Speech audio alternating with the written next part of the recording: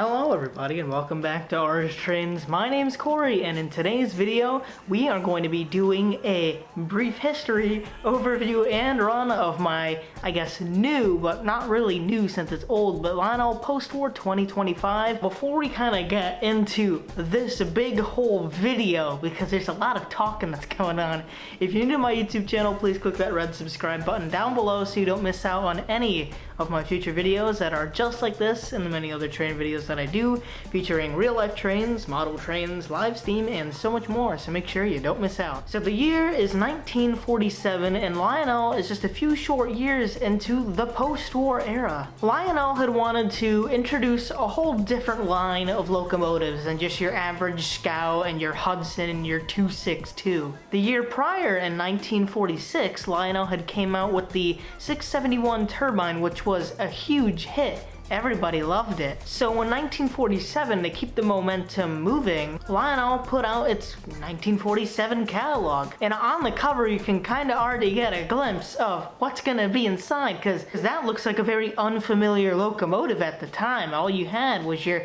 few locomotives in the other catalog. Was that perhaps a 671 turbine and they just got the wheel arrangement wrong? Well, let's look in to find out. So as we flip through, we see our Scouts, and then we see our really cool 264 New York Central Empire State locomotives designed off the Dreyfus Hudson.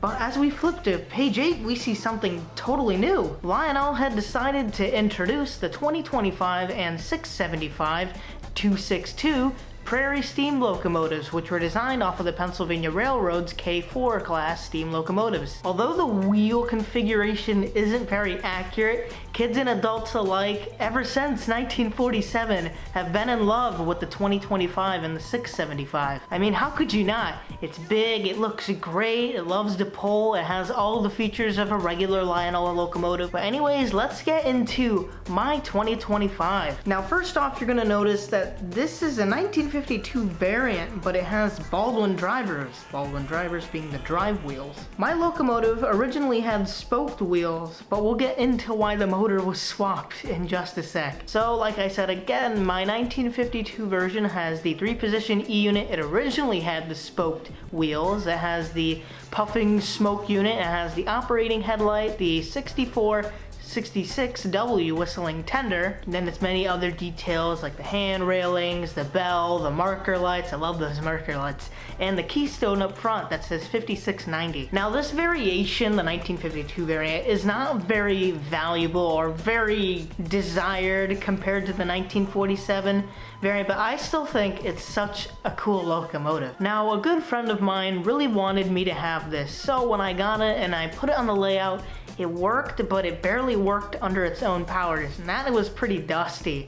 So I took it to my train guy, since to repair it was beyond my skill set. So when I took it to him and got it back, he told me that there was quite a few issues with it, that the motor had like seized completely, and that one of the wheels was cracked, and that also he replaced the boilerplate since the original one was missing one of the marker lights. So he pretty much had so much trouble fixing this motor. He had just gotten another 2025 motor for the 1952 version, but he did not have the spoked wheels, so he got the Baldwin drivers. And keep in mind, I love the Baldwin drivers. I think they look so much better than the spoked wheels, but instead of putting the spoked wheels on the 1952 motor, he put the Baldwin drivers on the 1952 motor. This is probably one of the only 2025s you're ever gonna see, the 1952 version with Baldwin drivers, but I think it looks absolutely great with them. Now, this thing quickly worked its way right to my heart. The second I put it on the layout and watched it just run around so smoothly and pretty decently quiet too. The E unit is very nice, and then seeing the smoke and the whistle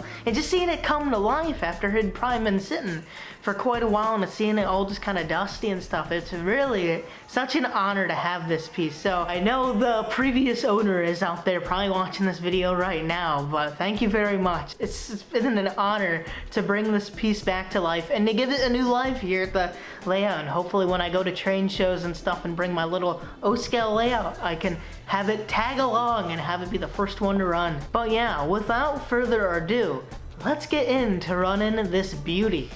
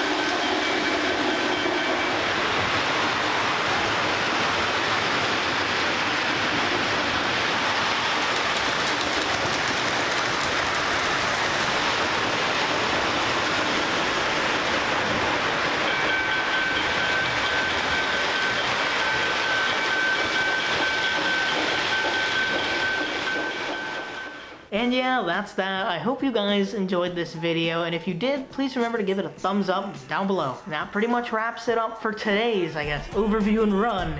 So, I'll see you guys in the next video. Stay tuned. Bye-bye.